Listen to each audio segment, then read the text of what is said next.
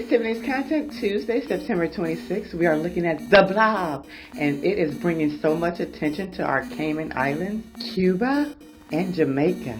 There has been reported 70% areas of flooding in Jamaica.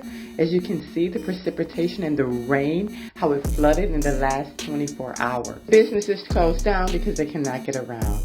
Cuba also has 80% areas of flooding in western central Cuba, but you can see as that area of precipitation just comes on in, dumps a ton of rain, and just comes stationary. It's almost like a blob that's just staying there. So expect rain in the next few days. There's also lightning in there too, but you can see as that blob come in and floods the Cayman Islands with an 80% chance of the area being flooded completely. So you can see all that rain coming in. You're going to see a little lightning coming in as well. So make sure that you are keeping your eye on the Caribbean and that big blob in the Caribbean. It's Tiffanys Content. Like, share, subscribe.